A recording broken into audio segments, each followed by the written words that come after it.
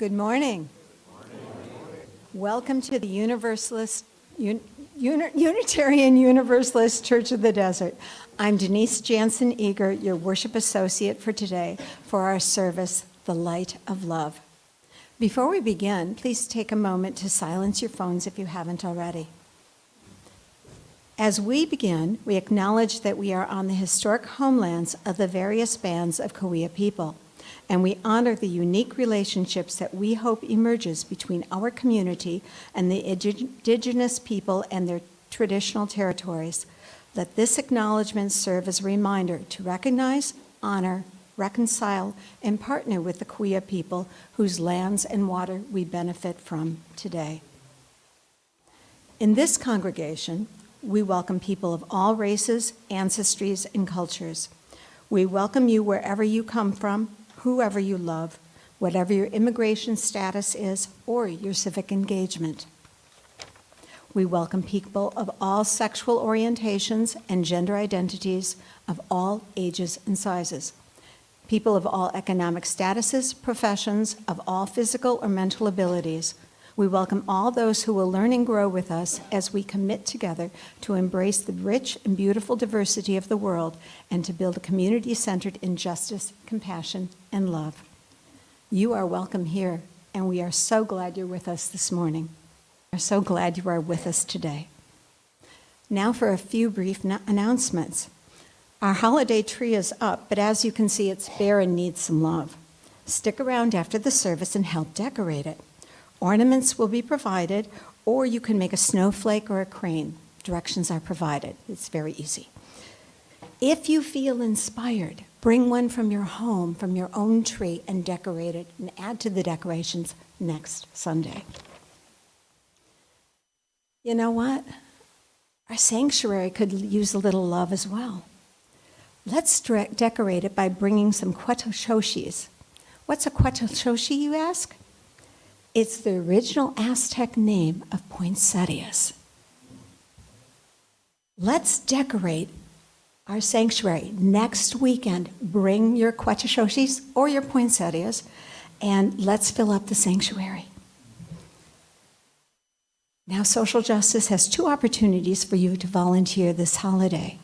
You saw on the screens yesterday our food elves filled 60 boxes that were sent to CVUSD Migrant Education Program for their party this Wednesday. And that's where you can join in, because this Wednesday from 5 to 8 p.m., you can help serve dinner to migrant families. It's a wonderful opportunity. I know Jack Fitzsimmons will be going over, and you see his hand there? He has already offered to take 3 people in his car. If you're going and you want to connect with him, do so. Where is it? Thermal. I'm sorry. So if you want more information, see Joni Paddock. Also, we will be distributing Christmas food boxes at Galilee Center on Thursday, December 21st. You can sign up in the lobby, or you can look in last Friday's newsletter for more information. By the way, all these opportunities are open to everybody. You don't have to be a member. You can be a friend. You can be a newcomer. You can be a guest. Come and join us and have some fun. And if you'd like to be on our email list to learn more about us and our programming, please contact us at admin@uucod.org. That's admin@uucod.org. And now, let's ring our Tibetan bowl to begin our service and then listen to our music for centering.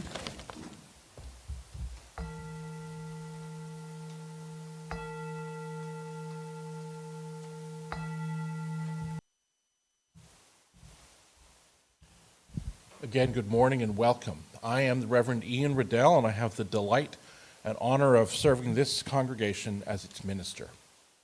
We are a community gathered not by creed or single belief, but by our commitment to the thriving of the world and our commitments to each other, commitments to work together, commitments to learn and explore together, and commitments to nurture each other and return to these practices again and again. We gather today in the presence of the old story of oppression defeated by resistance, of holiness, community, and light triumphant over desecration and destruction. We come full of the joys and woes of this day. We come seeking connection and love in this place of community. May the old Hanukkah story of perseverance and rededication lighten our hearts and make us glad in the presence of each other's love. May our spirits be joyful as we worship together today. And we're going to start that worship by singing together, and we're going to sing in parts. So here's what's going to happen. The words are on the screen. There's not a lot of words. We're going to sing it twice through, and then we're going to divide you into two parts. I'm going to lead this part, and our choir director, Jim Tong, is going to lead this side, and we're going to sing it in two parts, just two parts. Eventually we'll get to four, but just today in two parts. So we'll sing it twice together in unison, and then we'll sing it around 3 or 4 times, and you'll know when it's time to be done. Okay? Would you rise, please, in body or in spirit? Could I have the key, please, Joel? Here we go. Morning has come, night is away. Rise with the sun and welcome the day again. Morning has come, night is away. Rise with the dawn and welcome the day. This side, morning has come. Light is away. Rise with the dawn and welcome the day. Morning has come. Light is away. Rise with the dawn and welcome the day. One more time. Morning has come. Night is away. Rise with the dawn and welcome the day. You know, I think we could do it in 4 parts. You want to try it? I'll lead these 2 parts, you lead those 2 parts. You can do it. And here's the thing.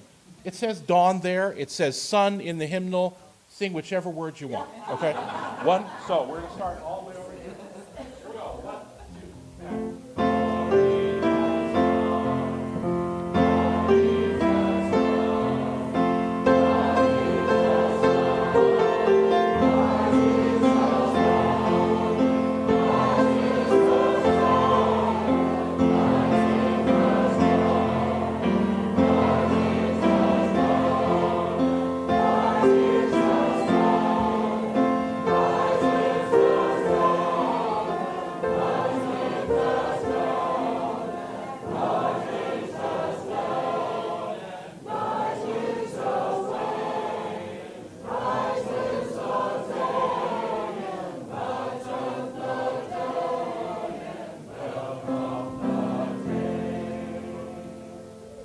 There we go.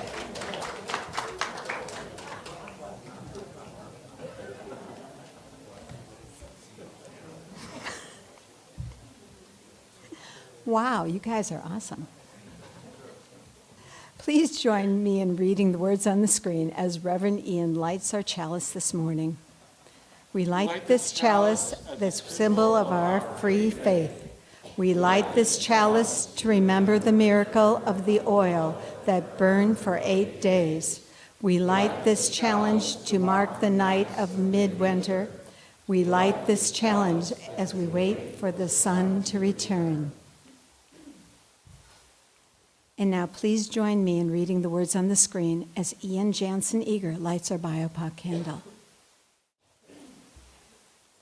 We light these candles in solidarity with Black, Indigenous, and other people of color as we journey towards spiritual wholeness.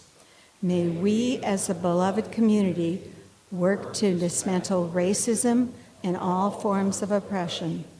May we live out our principles so that justice, dignity, and equity for all prevail.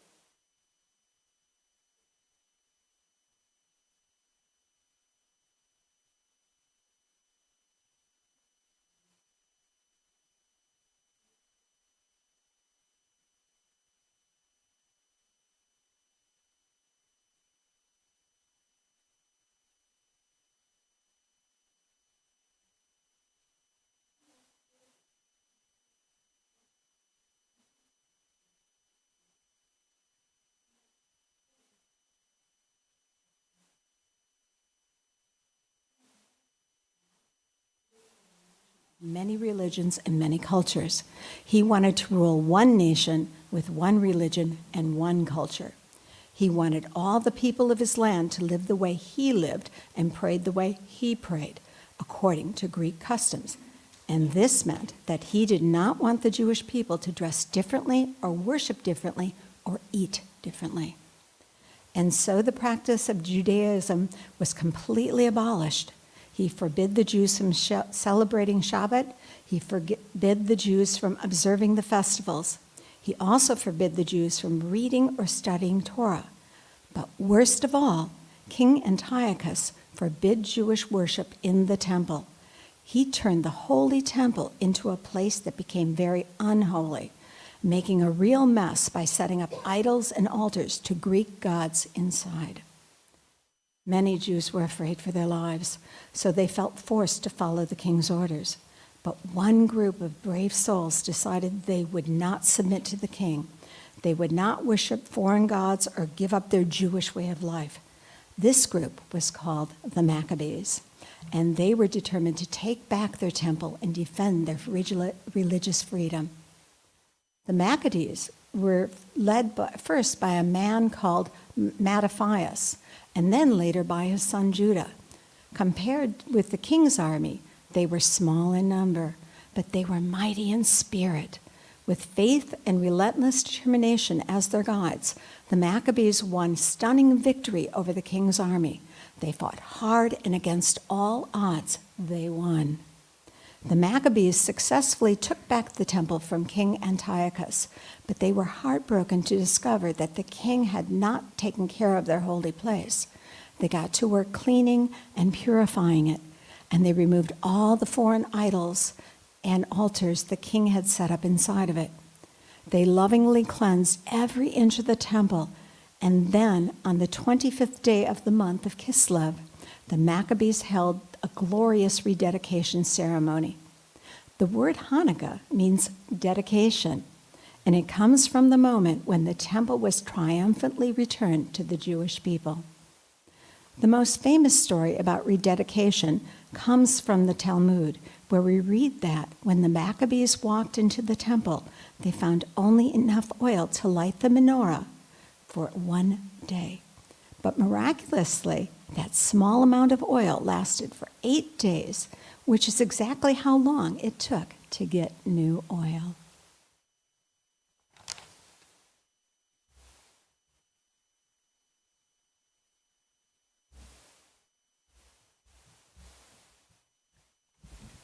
Good morning. My name is Walter Gendel, and I am a member of this wonderful congregation and a member of the board.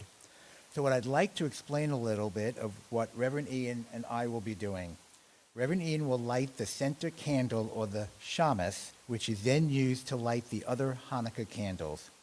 After Reverend Ian lights the shamas, I will recite the 2 blessings for Hanukkah. On the first night of Hanukkah, there are 3 blessings that are recited, but for each of the other nights, there are only 2. So I'll recite each blessing first in Hebrew and then in English. Baruch atah Adonai Eloheinu melech haolam, Asher Kiddushanu b'mitzvot tov v'tzivanu ladlik ner shel Hanukkah. Blessed are you, our God, ruler of the universe, who makes us holy through your commandments and commands us to light the Hanukkah lights. Baruch atah Adonai Eloheinu melech haolam, shi'asa nisim lavotenu v'imotenu bayamim chachem bazman hazeh. Blessed are you, our God, ruler of the universe, who performed miracles for our ancestors on their days at this season.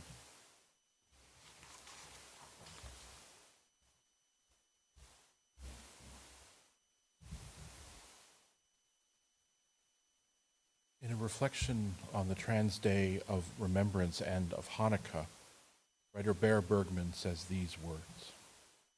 An invitation, I think, for us to hold beside the love that we hold in our hearts.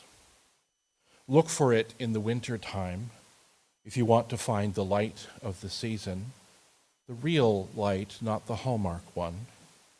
Look for the darkness in which you can be a spark.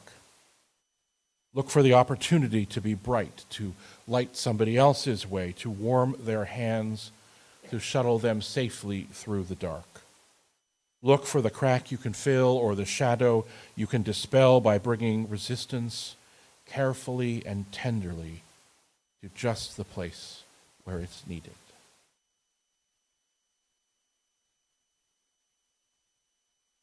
With the light of these candles in our eyes and the warmth of that love in our hearts, let's sing together, friends, our hymns for meditation, Spirit of Life, Fuente de Amor.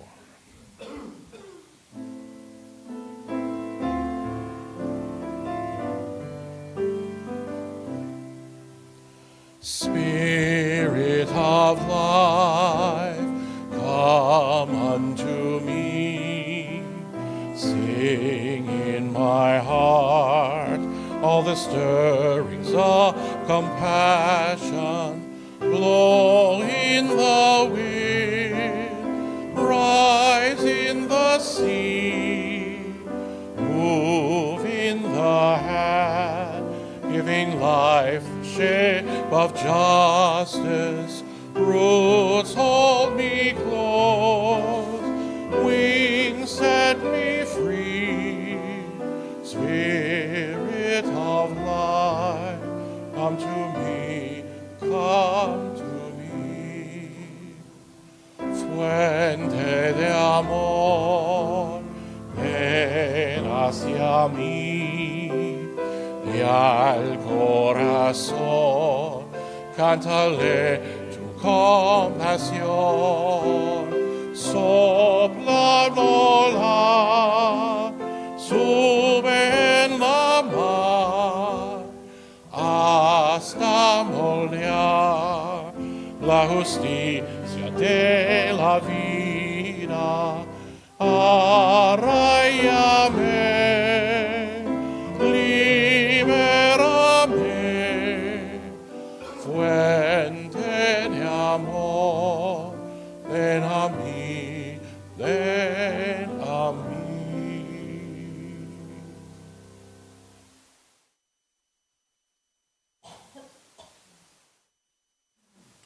Before I start my reflection, I just want to say how glorious and wonderful it is to have our choir singing for us again today. We're grateful. Jim, glad you're here with us, and choir, thank you for your wonderful inspiration today and the hard work you're putting in. It's wonderful. It's just great. Makes me smile. We spend much of our days experiencing our lives and times linearly. This thing, then the next, and the next, accruing, we hope, a wisdom and experience and skill along the way, but moving forward in time, this thing, and then the next, and then the next. This too shall pass, we say to each other when times are hard. Time heals all wounds, we say, not always speaking the truth. Pay attention because this won't last forever, we warn each other. Forward and onward and upward, we evolve over time and grow from our experience of this thing, then the next, and the next. But some of our traditions that we hold dear call us to observances that expect us to understand as living in cycles. The seasons of the year come round and round and round. The days lengthen and the days shorten, and we pause for a moment, and the days lengthen again. We set aside times in the cycle of the year for, commemorations and celebrations that return over and over and over again, telling the same stories, singing the same songs, preparing the same foods, enacting the same rituals. Each cycle we come again to things which we experienced in the last cycle, the same again, but new, because we are new each time. And so we have come again this year to this time of year when the days are growing short and the nights are growing longer, when the wind of winter that Joel played so beautifully at the beginning of the service gets a little colder than we like, even here in the desert. This time of year when we celebrate and remember holidays and commemorations that call us to invite light into the gathering darkness. It's odd always to talk about these things in the bright of the morning, but the nights are longer and darker. The celebrations that encourage us to light candles and flames and to remember the light while we are surrounded by more darkness than we often like. Hanukkah is one of those festivals, and a beautiful one. It's a time when we remember the power of light, the commemoration of the triumph of the Maccabees over their oppressors, of the miraculous rekindling of the lamp in the once desecrated, now rededicated temple. Every year we tell the same story and learn new things from it, either about the people in the story, about our own reactions to it. I do have to take a moment here and tell you something I forgot to tell you. We're having technological difficulties that are out of our control, which is why we don't have captions. We have not forgotten, but sometimes the internet does weird things, and this is one of those times. So, this Hanukkah, this story we tell over and over again, and there's great power, of course, in repetition, in reminding ourselves of where we've come from and who we have come from, what their lives were. But also, I don't know about you, but I'm always looking for something new, something different in the reenactment of these ancient rituals. Asking new questions of old stories, because our world changes around us and demands new things of us. We are caught up in the pain and the joys of this world, and we ask new questions and ask how our celebrations and commemorations can help us grapple with this world. And I've heard from Jewish friends and colleagues that the Hanukkah story is hard to hear this year in new ways because of what is going on in the world. Violence and warfare in Israel and Palestine, the continuing rise of anti-Semitism everywhere. And I can only, as a non-Jew, bear witness and offer support to that discomfort and that pain. But as we focus on love this month, I feel called by a piece of the Hanukkah story that focuses on what happened in the temple after the military engagement was over, when the Jews looked around as the dust of battle settled and saw the extent of the desecration of their holy temple. We who live our lives understanding that everywhere is holy, that everywhere we gather, that we bring holiness everywhere, may have trouble understanding the pain and the anguish of a people whose holiest of holy places was ruined and desecrated.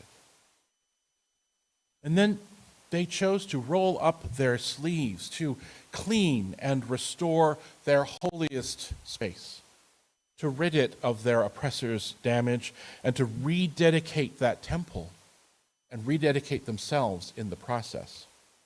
To rebuild what had been broken, to mend what had been trampled, and to invite the holy back into this humbled space. So they lit a lamp to rededicate and re-sanctify, to replace darkness and fear with light and love. They needed that candle, that lamp to burn for 7 days, but they had 1 day's worth of oil, and it took 7 days to re-sanctify the oil that they needed. And yet that candle burned for 8. Hanukkah, the word Hanukkah means dedication.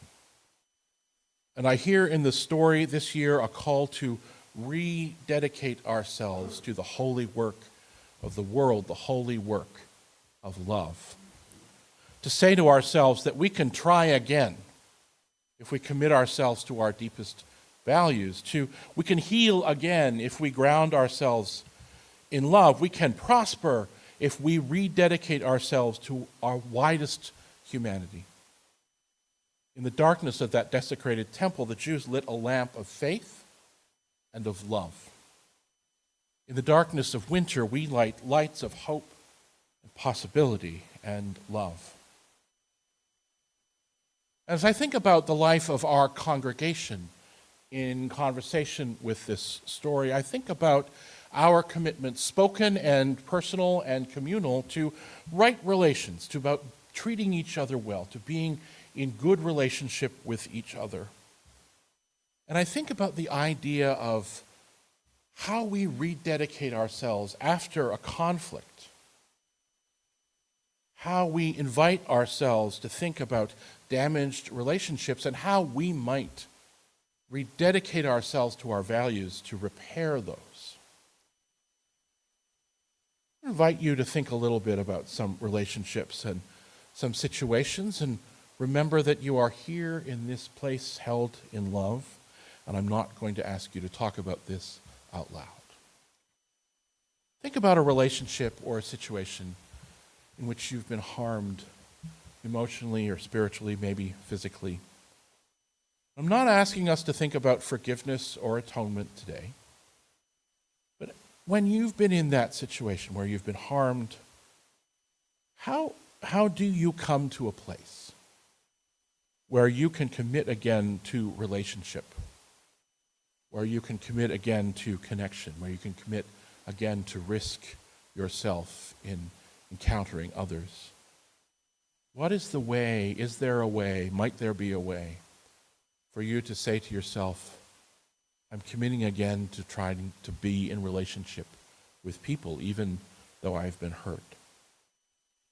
I'm not asking you to be in relationship with an abuser, but I want you to think about what might help you find ways back into relationship with others, even though this relationship has been wounding.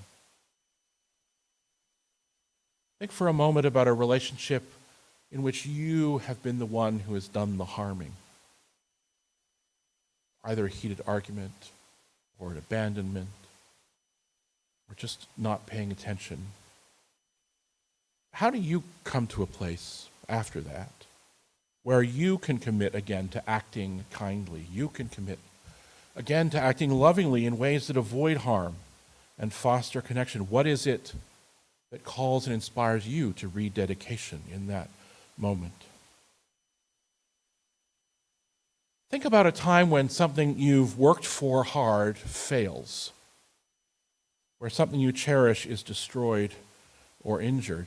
How do you come to a place where you can commit again to working for something new, where you can find your vision again and gather new resources and support?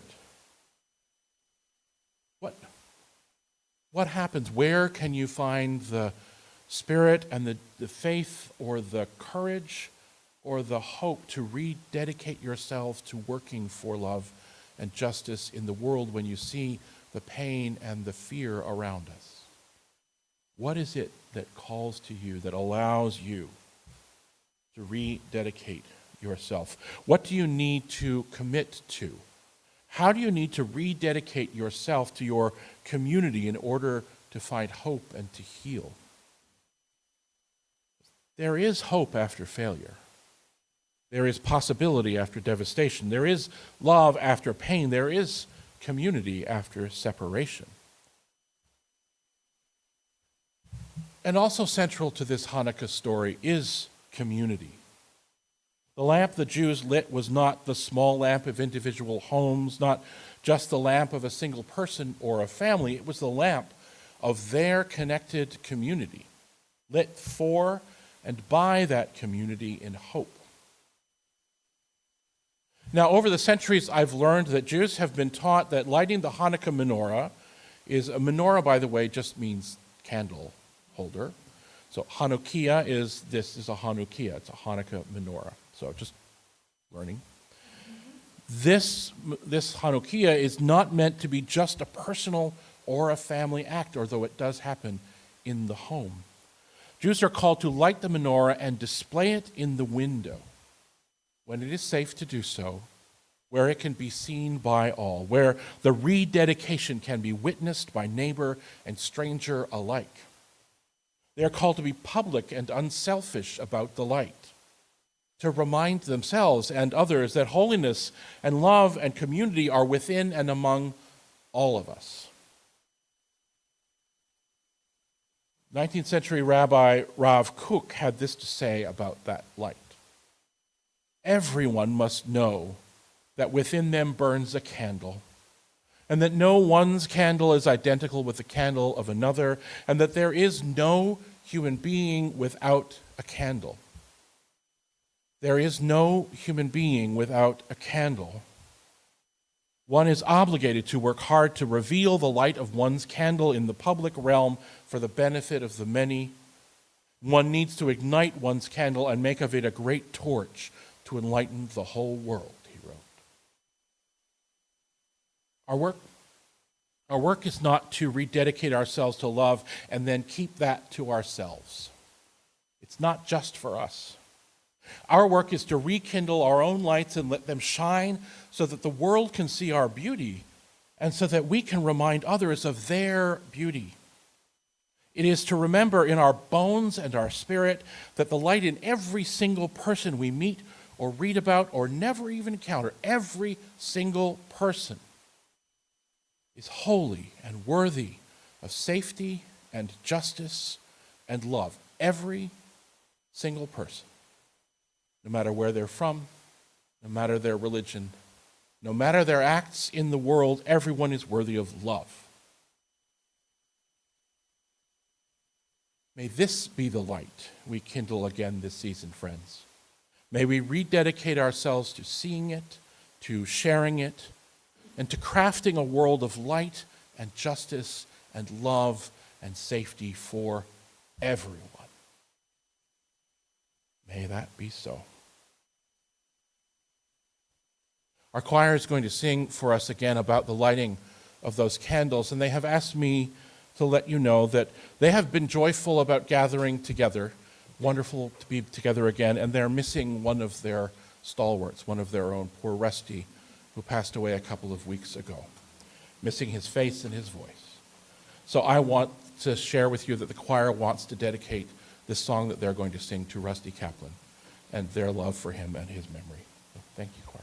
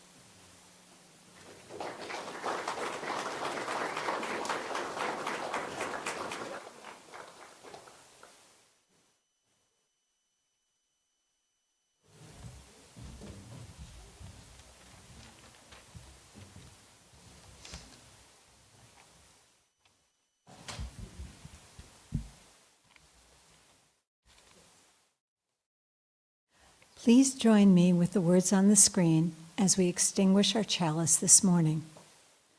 We extinguish this flame, but not the light of truth, the warmth of community, or the fire of commitment. These we carry in our hearts until we are together again.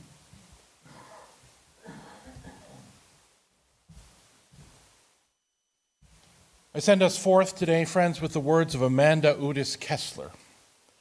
We light the Hanukkah candles in wonder, joy, and gratitude, each candle a miracle.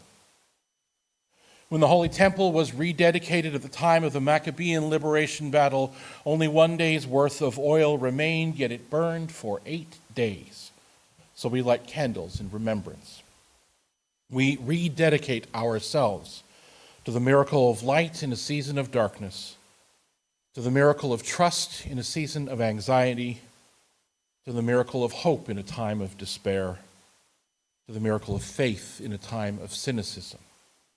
We rededicate ourselves to the miracle of wholeness in a time of fracture, to the miracle of courage in a time of fear, to the miracle of resistance in the time of oppression, to the miracle of peace in a time of violence, and in a time of hatred. We rededicate ourselves to the miracle of love.